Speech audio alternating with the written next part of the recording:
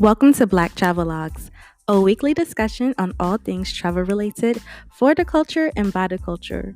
It's time to share and learn from our experiences while venturing around the world. I am your host, Delilah Shante, and now let's prepare for takeoff.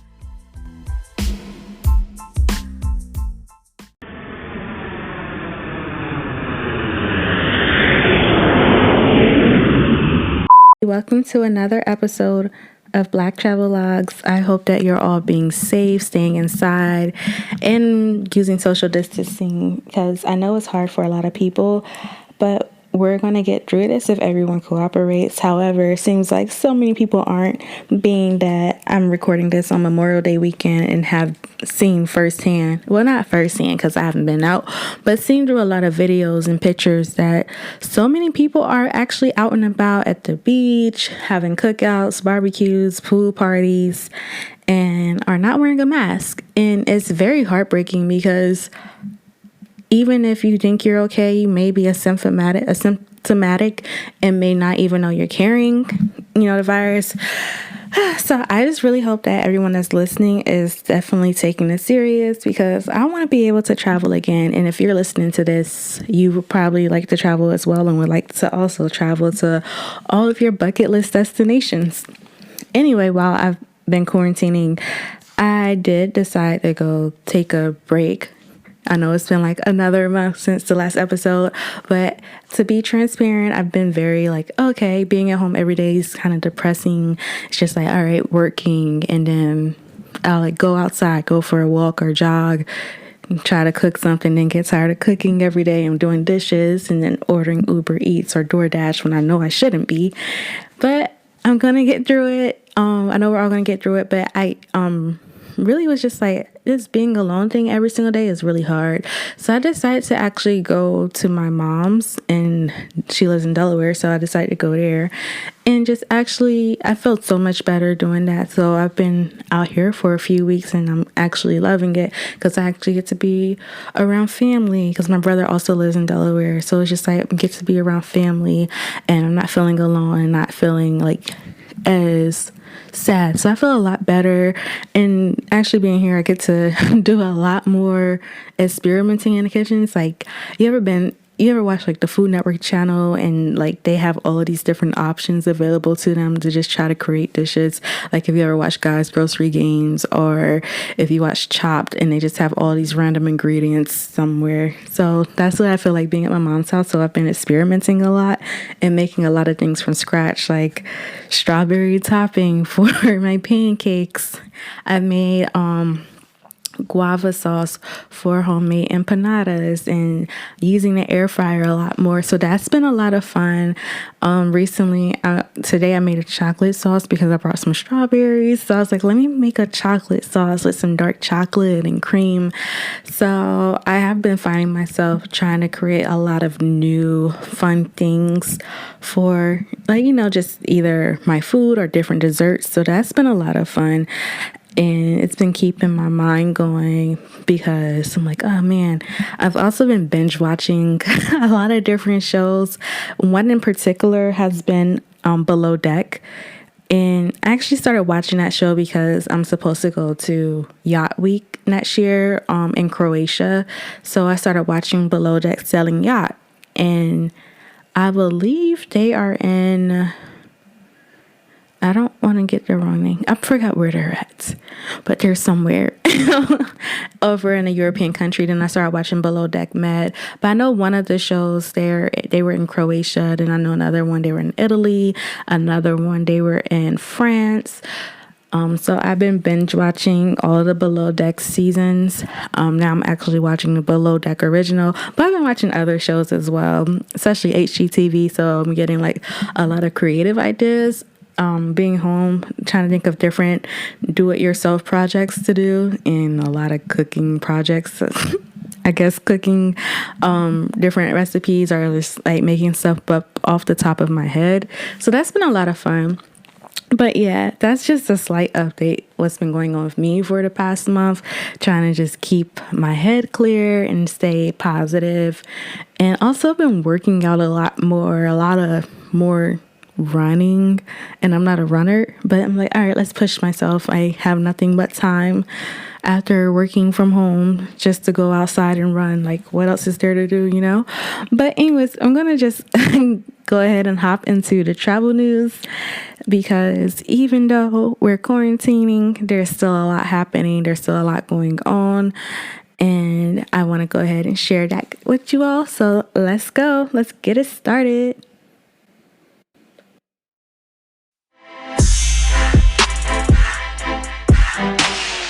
So first up in travel news, if you have not heard this story, well, here it goes. So as you know, many states, some of them less than others, are practicing very strict stay-at-home orders, like different states and different countries and everything.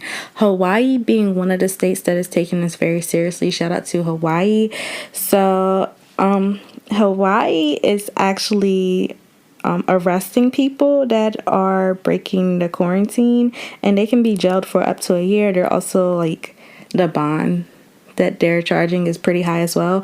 But anyways, if you haven't heard this story, there was a guy from Bronx, New York, that went to Honolulu, Hawaii, and he posted pictures from the beach, like beach pictures, on his Instagram. And he was supposed to be in quarantine. So basically, when you arrive in Hawaii, you're supposed to agree to a 14-day quarantine period, and he violated that. So the 23-year-old man was arrested for violating Hawaii's mandatory 14-day quarantine rule for an unsworn falsification to authority, the Hawaii governor's office said in a statement. He arrived there on Monday and quickly posted numerous pictures of himself on the beach on Instagram. He allegedly used public transportation to get to the many places he was pictured, the statement said.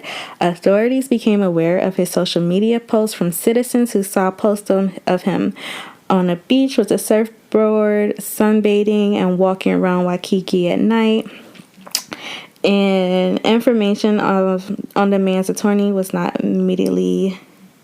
Okay, that part don't even matter. But anyways, yeah. So they are taking this very serious. And then there's another article regarding the same guy, the guy from the Bronx. The mom of this young man says that she does not have sympathy for her son. She said he had no business going there. And that's what she told the New York Post regarding her son. She said, the rules are all over. I told him not to travel. I told him not to go. I told him to cancel all his vacation because he knows what's going on in America and all over. And after he was caught, his actions are what prompted locals to call authorities. When he got arrested, he did try to call his mom and stuff and try to figure out what he can do, because he's currently being held on $4,000 bail, and his mother stated that he may have to just sit in jail for a while. He said, where am I going to get $4,000 from? I don't know that he has $4,000. He ain't rich like that. And that's what his mom said. So anyways, I just want to definitely highlight this news story, because if you go somewhere and they have strict rules, you need to make sure you follow those rules. And him posting pictures on the beach and like totally ignoring the rules that they have is causing this guy to stay locked up right now and be held on bond. And because it's like, even if he doesn't have it, it's just the fact that it's the safety around everything. So thinking about, like, just only thinking about yourself and being selfish regarding traveling right now is just not the right thing to do. So I just want to definitely highlight this story and let people know, look, some of these areas are not playing around. I will say where I live at, they've been slowly reopening most of the state, but the county I live in is still shut down, which I think the whole state should just stay shut down, because it's such a metro area living in the DMV, and people are just always in and out and just doing way too much and just always out and about and exploring, which there's nothing wrong with, like, going outside, but being able to do that is a privilege. However, practice social distancing, wearing a mask, good hygiene, sanitizing, all of that. People are not taking this serious and not doing that. Anyways, I'm going to move on to another story. Speaking of sanitizing and being protective of everything. TSA is actually announcing that they're going to take more screening measures regarding everything that's going on. So right now, if you go through, they're updating their screening measures. So currently, what they're working on is, well, okay, if you didn't know already, they did up the amount of, like, if you have hand sanitizer, they're being a little bit more relaxed on the size that you bring. So before, everything had to be like under 3 ounces. So they are allowing travelers to include up to 12 ounces per passenger, which is actually a lot. If you think about that, that's bigger than the size of like a small water, like the really small water bottles, because I think those are maybe like 8 ounces. So it's bigger than that. So that's actually pretty big. So 12 ounces, smaller than a regular size water bottle, because that's like 16.9 ounces. So just do that and like try to take out 4 ounces, and yeah, you can have that large of a size. But also what some of the other changes that TSA will be doing is the following. So for boarding passes, they're going to have travelers actually just place their boarding pass on the reader, which I don't understand why we couldn't do that before anyway, because if you have a electronic boarding pass, which is what I have, maybe 9 times out of 10, I just take my phone and put it down and they just look at it. And I think that's easier anyway. But if you do have your own boarding pass, like a paper pass, they're just going to ask you to hold it up and they can just verify it that way without them touching it. Regarding food, that really doesn't seem to have changed to me, but they're just going to ask you to place your carry-on food items into a clear plastic bag and place that bag into a bin for x-ray screening.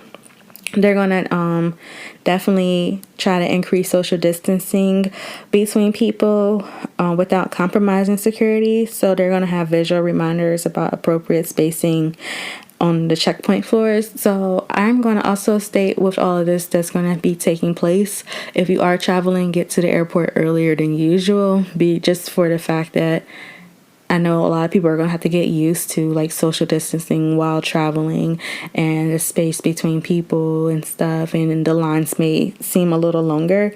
Regarding face masks, TSA officers are going to be using face masks, and it's encouraged that travelers do so also. I just think that you should anyway, because it's so many germs in the airport. It's so many people in and out from all over the place. You don't know who they've been by. You don't know who was on their flight, their gate, even using the restroom.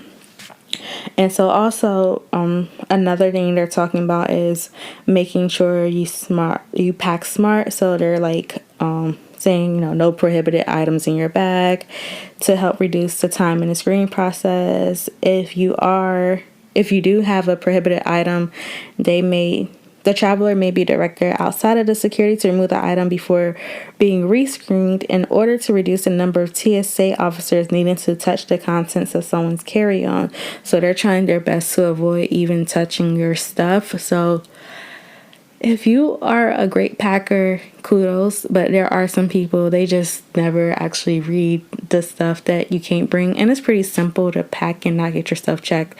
However, there always seems to be someone in line who's getting their stuff screened additionally. But if you just definitely check for all of the stuff that you need to pack when you're doing carry-on items, make sure you're following the rules and making it easier for all of us, because when we are able to travel again, I can expect that it's going to be very difficult and very a strenuous, long process getting through TSA. And if you have TSA pre-check or whatever, yeah, good for you. But still, I think it's still going to just be like a lot of extra time needed, depending on even if it's busy or not. So definitely take those things into account. And so one of the other things I wanted to touch on regarding travel news is some of the countries that are cautiously reopening for summer travel. I don't know how comfortable I feel about it yet, but there are different countries that's opening. I actually saw an article this morning when I first got up regarding Spain. They're encouraging people to buy tickets to come to Spain, I guess because they want to get tourists there, but they're going to be reopening and implementing new social distancing measures to just keep people safe, but they also probably need the money from tourism, which a lot of places do depend strongly on tourism as far as their economy goes. So here's some of the countries that are actually trying to reopen over the summer. So Spain, as I mentioned, is one of them, and they're definitely encouraging people to book plane tickets. In Spain, I think they're pushing to open sometime in June or by the end of June or early July. In Iceland, they are reopening their borders June 15th, and they require all visitors to take a test. So you have to take the test, agree to a 2-week quarantine, or present official documentation of a recent negative test. So you also have to download a contact tracing app if you go to Iceland, and they have already tested more than 13% of their population, which is higher than any other country in the world. So they are ahead of the game, but also they're like, okay, we need our tourists back, but here's what the 3 options you have in order to get into our country, which is cool. But yeah, Greece is also reopening to tourists, and they plan to reopen in July, so July 1st. And I'm trying to see if they have anything regarding, so if you do want to travel to Greece, you have to enter through Athens and submit to a health screening, which includes a rapid COVID-19 test. So Mexico is also going to reopen to tourists starting in June, and they're going to have different phases. So different phases, reopening continuing through July and August. So, for example, Cabo San Lucas will allow for limited travel beginning June 1st.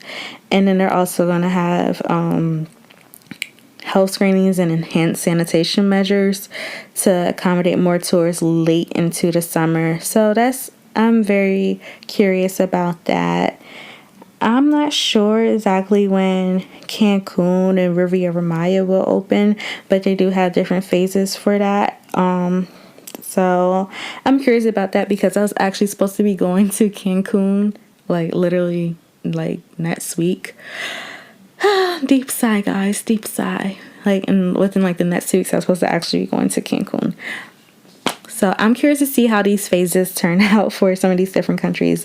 And then for Australia and New Zealand, I'm not sure if y'all heard of travel bubbles, but some countries are definitely implementing travel bubbles that have countries near each other. So for Australia and New Zealand, residents from either country can actually hop between countries. They can travel between those 2 countries. So they're not letting people outside of those countries come, but they're allowing tourists between those 2 countries.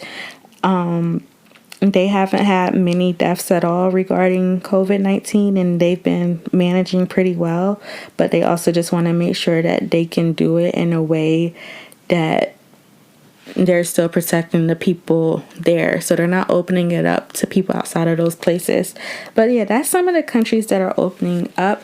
And that's what I have for you guys for travel news this week. I know that was a lot, and I have a lot more, but I'm going to just save it for next week because that was a lot. And I do want to get into the episode and not make it too long. All right, let's go ahead and hop into the main topic for this week.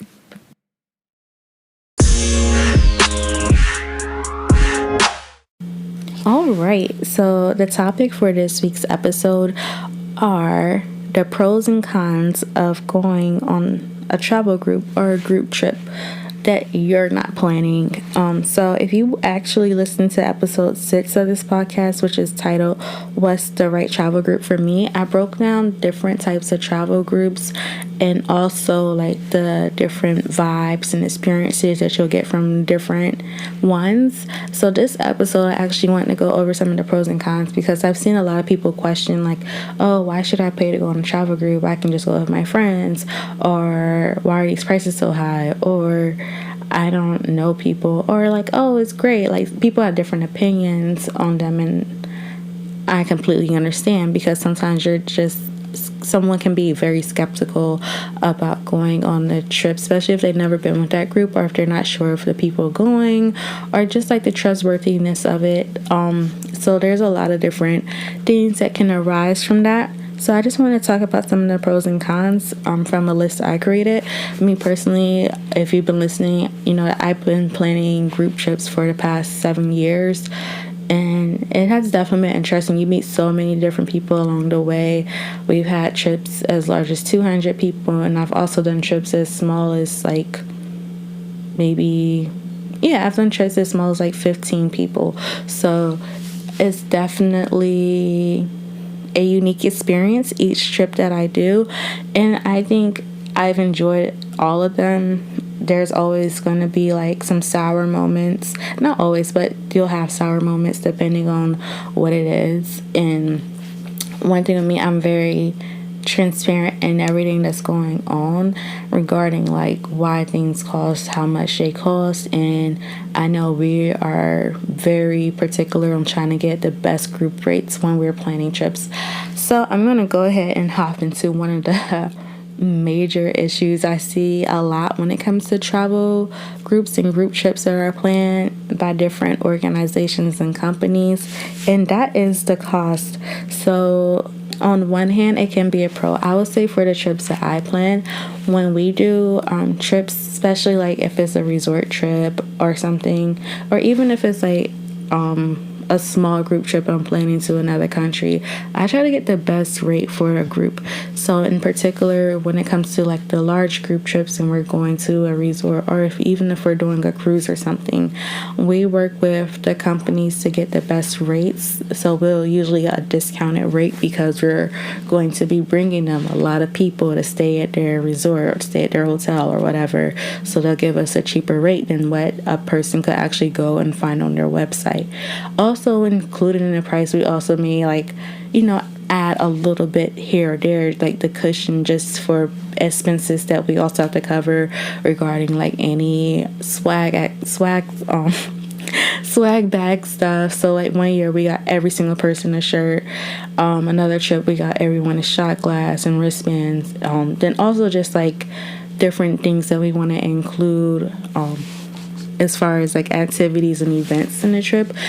We also cover photography, so having someone to take pictures throughout the whole trip, because that's a part of the experience, and being able to have someone videoing it and taking pictures and stuff, and being able to have those memories captured without having to worry about capturing yourself. I think that's a very great thing to have. And I know with most companies that do trips, that's something they also include. So it's just like when you are looking at trips and the prices, think about sometimes the things that are included on the back end. Also, the people that are putting the trips together, they are doing work. A lot of times people that plan trips, that isn't their full-time position, that may be something they do part-time. For example, me, I do it part-time, but it does take a lot of time. You're dealing with so many people, you're coming up with strategies to make sure it's a memorable and great experience for everybody, as well as when you're doing something that requires hard work and you want to provide quality, you do want to also be compensated or rewarded for it. So there's definitely times where I know some will kind of curve prices just to make sure that they're also able to make money back from all the work that they're doing. And I don't think there's anything wrong with that. And also, like, I think when you're getting like group rates, it's great because like you're spending less money than you would be if you were going on your own, especially if it's like something all-inclusive where it includes like activities and drinks, and like it's a package deal where I'll see like a trip where they're going to, say you're going to Colombia, and the trip includes your stay, it also includes all the activities you're doing. It may include a few meals, it includes your photographer, it includes like some type of welcome gift. I think that's really nice. However, on the con side, I have seen where some companies have made the price outrageous, and I'm just like, there's no way. So I can see that as a major con for going on a group trip.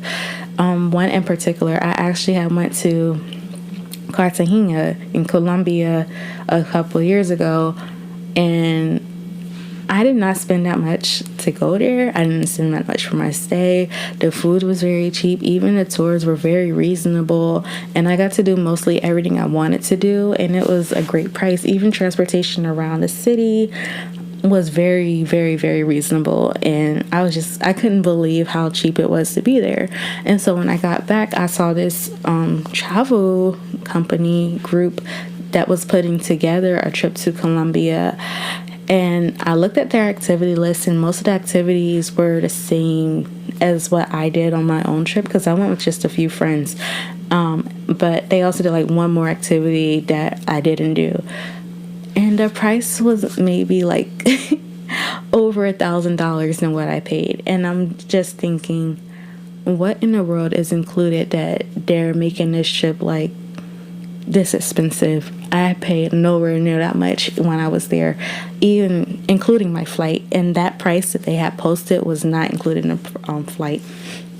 And so I'm just looking at like some things that were included. Of course, they have like, oh, your activities included a few dinners, but it's just like all your food wasn't included, but they also included a photographer and you get a welcome gift. But in my mind, I'm still like doing the math. I'm like, this doesn't add up quite much. So I can say that's a con, but also a lot of people refuse to do their own research when it comes to traveling.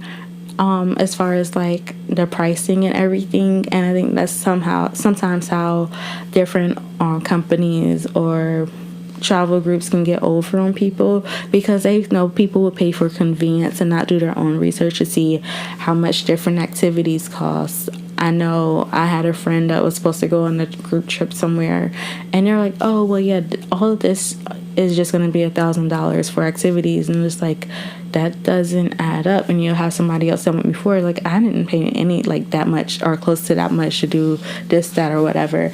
Myself personally, I do not mind researching something. So it's hard for me to go on certain trips unless I know for sure like I'm truly paying a good rate for what they're providing. And I just don't like when people are so money hungry that they get greedy and overcharge people. Yeah, of course you want to make money back, but there is a difference between like curving it up where you're making so much money off a person versus like tripling the prices. And I just think that's a big no-no. And so to me, that's a con. But in order to avoid that, I would definitely suggest, if you're thinking about going on a group trip somewhere and you're looking at the prices, just Google some of the stuff that's included and see like if it's around what you would want to pay for on your own, and if the like prices, like the price range isn't so different. But also taking into consideration they are taking the time and effort to put this together and provide you with an experience. And also they would have like extra things, and if they don't have extra things, I would question, what am I paying you for?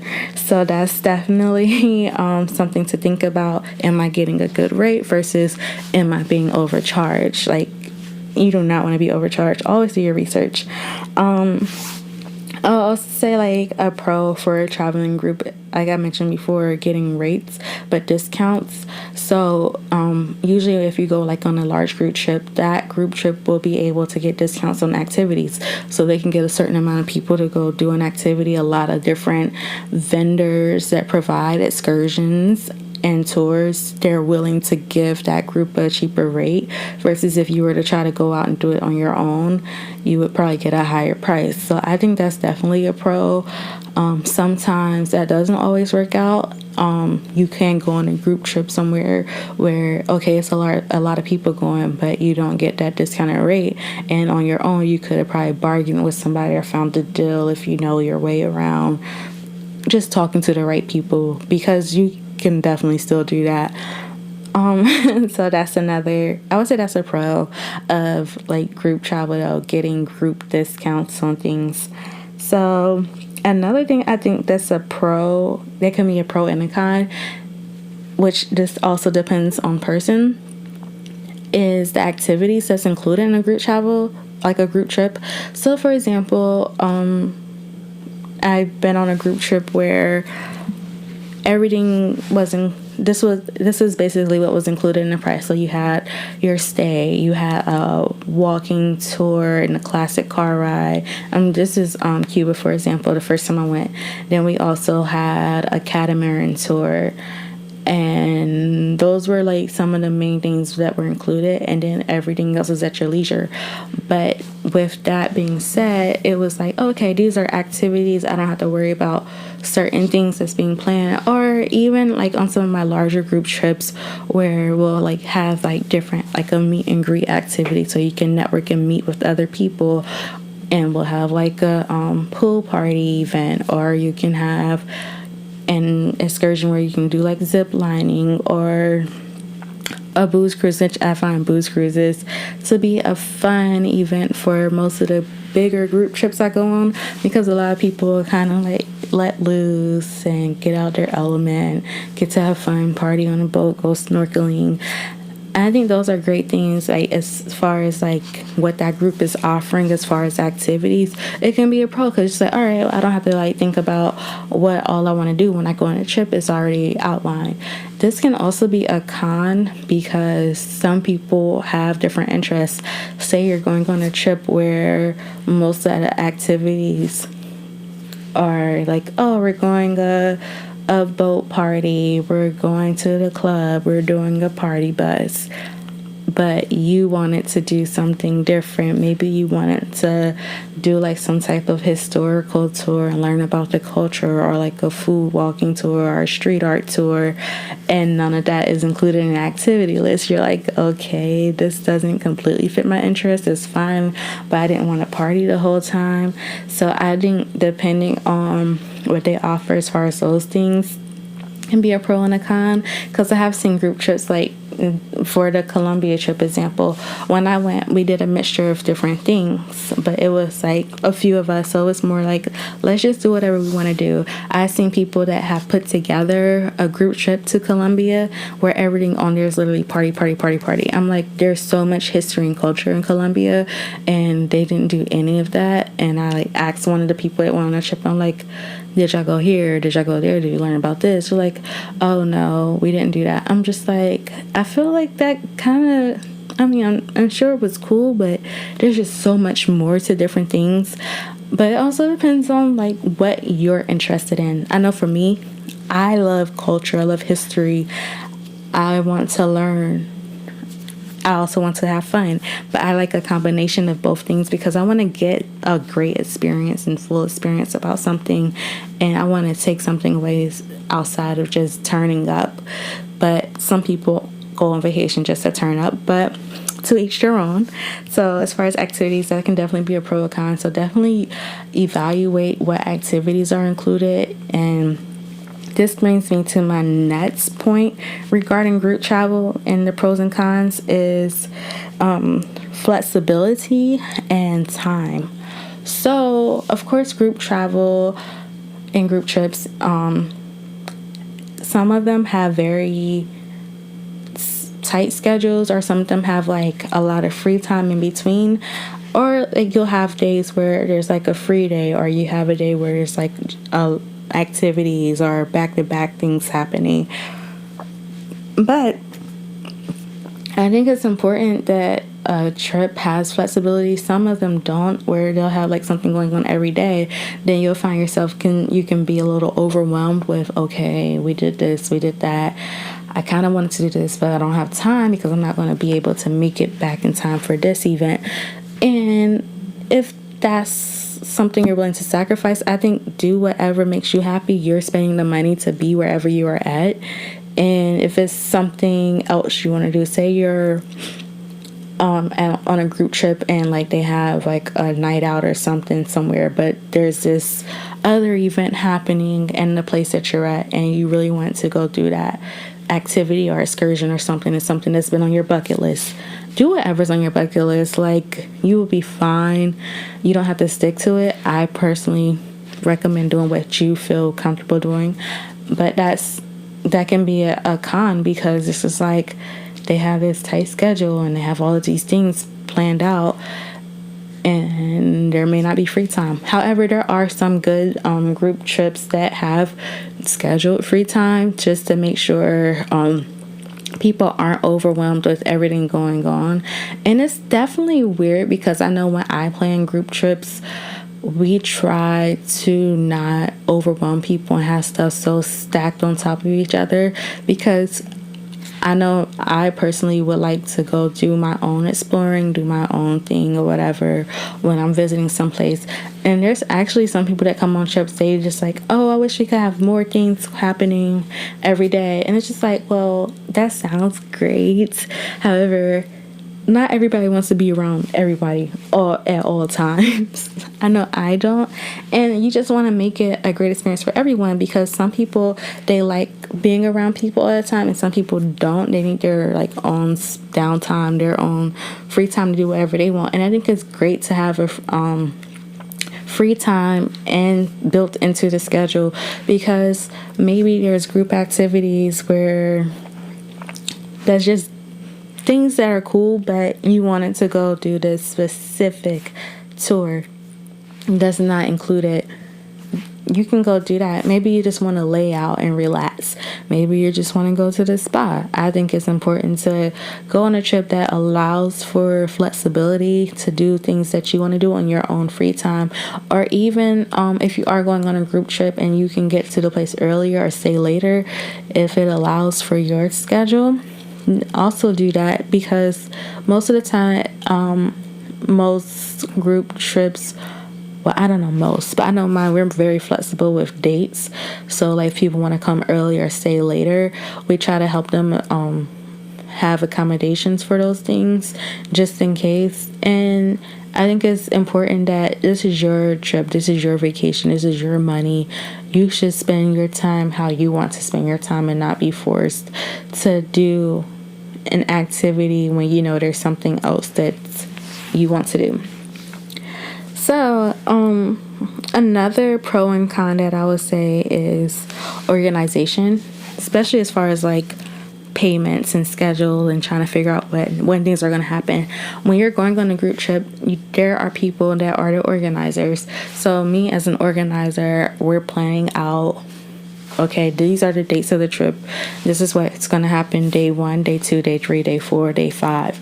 And like scheduling different things, working with the vendors, getting things set up for everybody, getting events set up. You as a person going on a trip, that's something you can just kind of like, all right, they got it covered.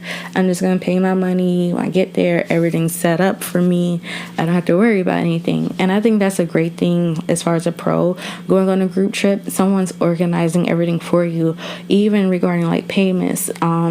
Most trips have a nice payment schedule where you have like a due date every month, every other month. You know, okay, I just need to pay my money. You're not worrying about all your friends having to pay their money, because everyone has their own payment plan, and just say, all right, I'm going to pay my money and stuff. Of course, you would probably be like, my roommate hasn't paid yet. I need to make sure they're paying, because that can be a problem. But it's not so much as a responsibility on you versus like each person. You're not worried about what everybody's doing. You're responsible for yourself, and then the organizer is responsible for all of you guys to make sure that everyone's doing what they need to do to have a great experience.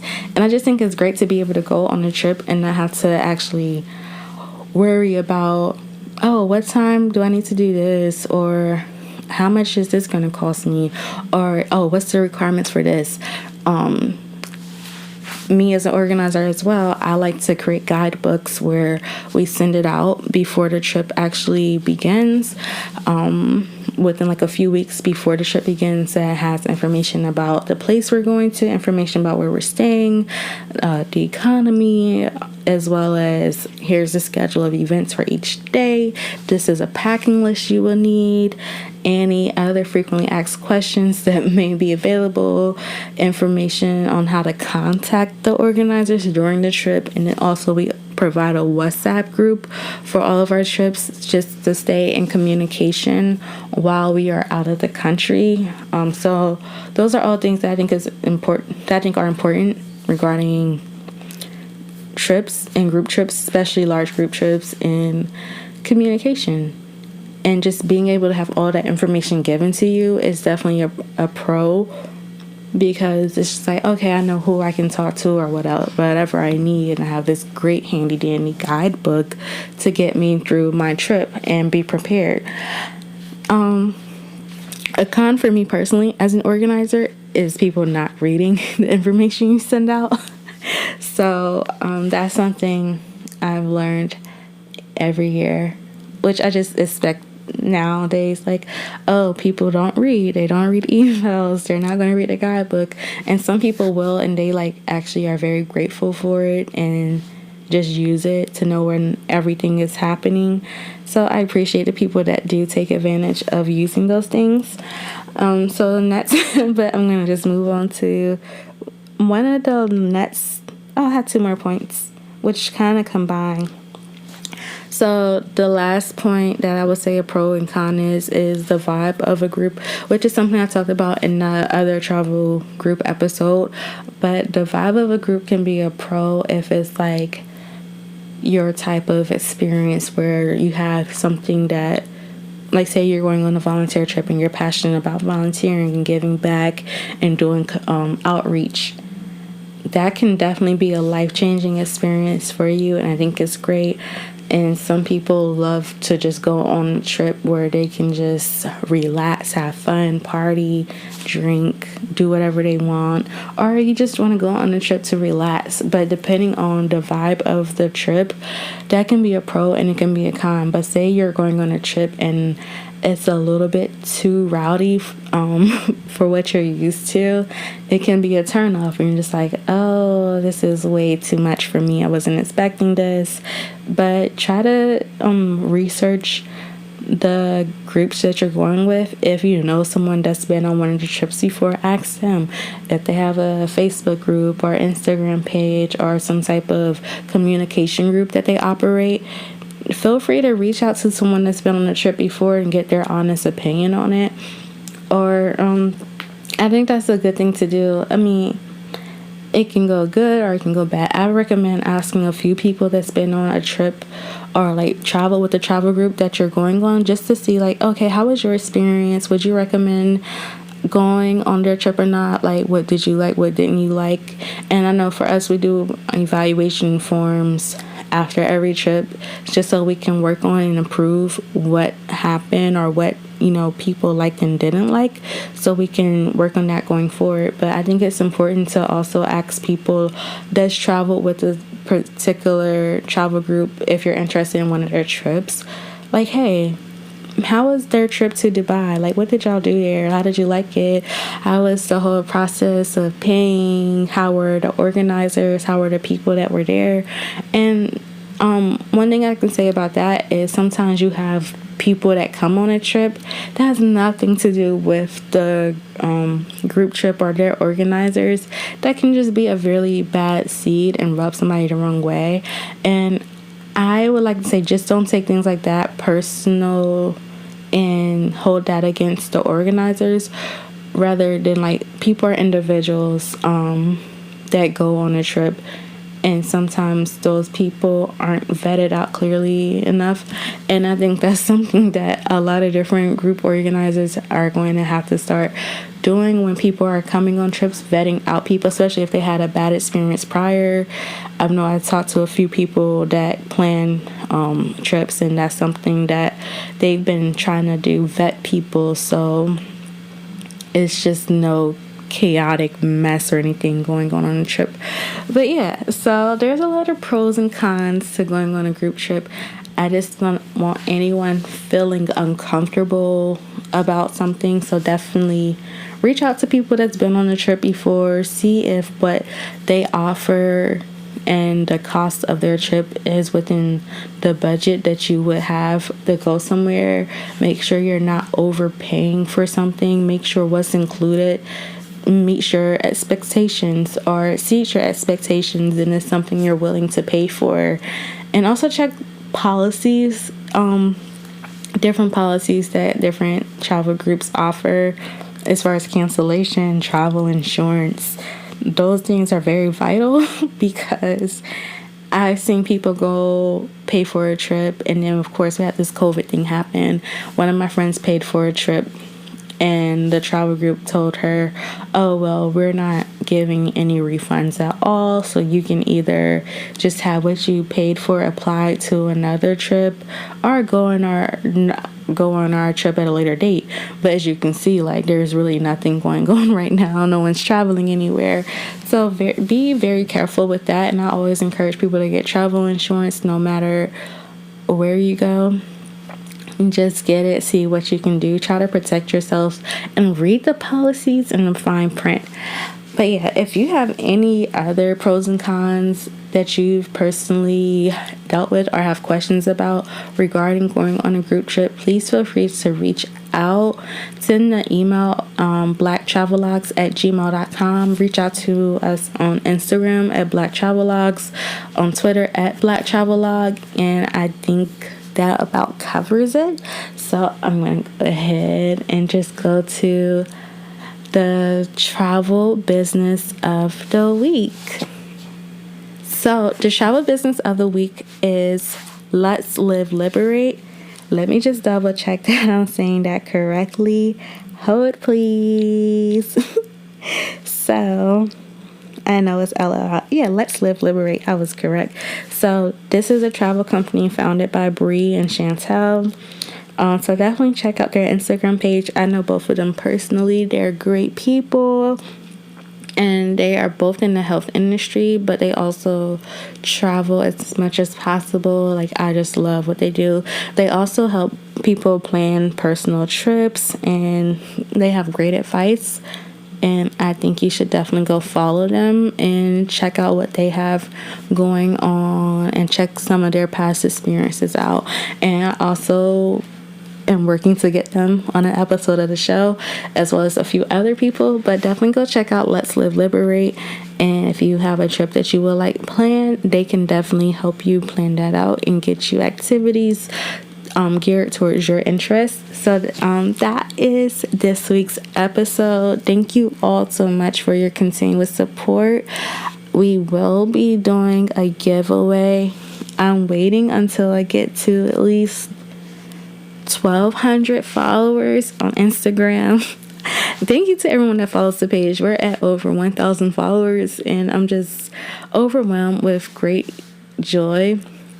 And I'm working on a giveaway. I'm just trying to think of how to put it together. So that's something I have coming up, because I'm just excited. I'm very grateful for everyone that supports the page. And it's just so many people that I actually don't know in real life. And I just love the travel community, and especially the Black travel community, and how much is growing and how much more we're seeing the world, even our own backyards, domestically, internationally, and people that live all over the globe with melanin. It's just beautiful. It's such a beautiful thing. And yeah, so I'm working on a giveaway. I may do it before 1,200 followers, but I'm just trying to figure out how to put it together, because it's really my first time doing one. So I'm just trying to make sure I make it good and incorporate it into the podcast. So you have to make sure you're listening. And I'm going to make sure it's really good. And I want it to be nice, because I like nice things. So anyways, thank you guys for listening so much. Make sure to follow, subscribe, leave a review on Apple for sure. So if you listen to Apple Podcasts, definitely leave a review, and also share with your friends. Thank you guys so much, and I hope that you continue to stay safe, wash your hands, wear your masks, stay 6 feet away from people. If you do not have to go out, don't be out, but definitely like go out to take a walk. But do not just be out lollygagging if you don't have to be. Please, guys, please. I want to travel again one day. Okay. I know others do. But thanks again, and I hope everyone has a great week. You have reached your destination. We look forward to having you again next week with Black Travelogs. As a reminder, don't forget to subscribe, leave a review, and also follow us on Black Travelogs. Have a great one. Goodbye.